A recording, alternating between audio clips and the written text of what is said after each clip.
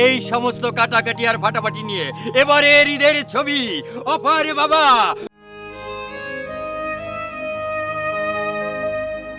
নিভে গেল অভিনয়ের এক উজ্জ্বল প্রদীপ। সবাইকে কাঁদিয়ে না ফেরার দেশে চলে গেলেন গুণী অভিনেতা তারিকুজ্জামান তপন।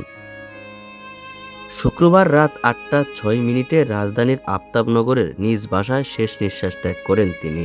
দীর্ঘদিন ধরে মরণব্যাধি ক্যান্সারের সাথে লড়াই করছিলেন এই অভিনেতা। মৃত্যুর খবরটি নিশ্চিত করেছেন তার ছেলে তাসফিক। হাসিমুখের সেই মানুষটি আজ নিথর, নিস্তব্ধ। নিয়তির কি নির্মম পরিহাস! গত ডিসেম্বরে হঠাৎ করেই তার খাদ্যনালীতে ক্যান্সার ধরা পড়ে। এরপর থেকেই শুরু হয় জীবন বাঁচানোর কঠিন যুদ্ধ। সম্প্রতি তার ক্যান্সার ও জরাজীর্ণ শরীরের কিছু ছবি সোশ্যাল মিডিয়ায় ভাইরাল হয়ে দেশজুড়ে শোকের ছায়া নেমে আসে। এরপরে অনেকেই তার পাশে দাঁড়ানোর আশ্বাস দিয়েছিলেন, কিন্তু সময় হয়তো ফুরিয়ে এসেছিল।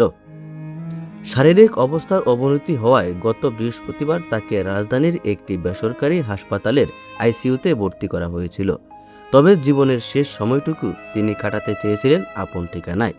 তাই আজ শুক্রবারই হাসপাতাল থেকে বাসায় ফিরলেন তিনি, কিন্তু ফেরার কয়েক ঘন্টার মধ্যেই চলে গেলেন না ফেরার দেশে।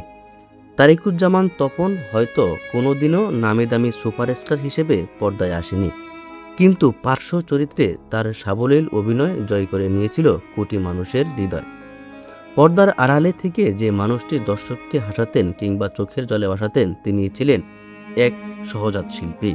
বিশেষ করে কমেডি চরিত্রে তার স্বতঃস্ফূর্ত ছিল দেখার মতো।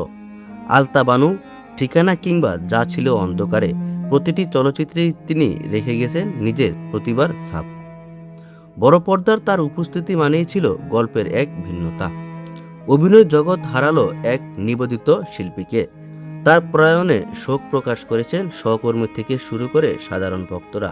ক্যান্সারের যন্ত্রণা থেকে মুক্তি পেয়ে তিনি হয়তো এখন কোনো এক শান্তিময় জগতে। আমাদের মাঝে তিনি বেঁচে থাকবেন তার কাজের মধ্য দিয়ে, তার অমর সৃষ্টির মধ্য দিয়ে।